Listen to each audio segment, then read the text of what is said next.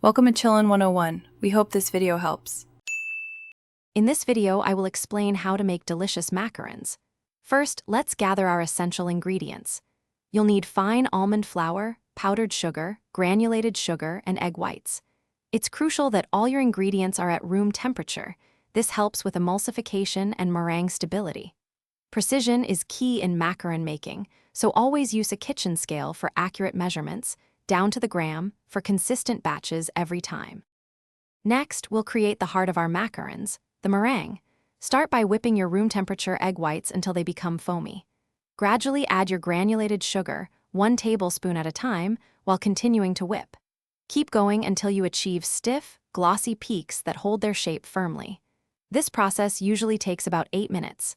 A stable meringue is absolutely vital for the macaron's structure, so pay close attention to its consistency. Now comes the delicate technique called macaronage. This is where you gently fold your sifted almond flour and powdered sugar into the meringue. Use a spatula to carefully incorporate the dry ingredients, working in a circular motion from the bottom up. You're looking for a batter that flows like molten lava, forming a continuous ribbon when you lift your spatula. Stop mixing as soon as this ribbon stage is reached. Overmixing will lead to flat macarons.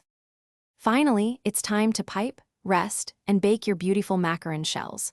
Transfer your batter into a piping bag fitted with a round tip and pipe uniform, 1.5-inch circles on a parchment paper. Let them rest at room temperature for 30 to 60 minutes until a dry skin forms on top. This prevents cracking.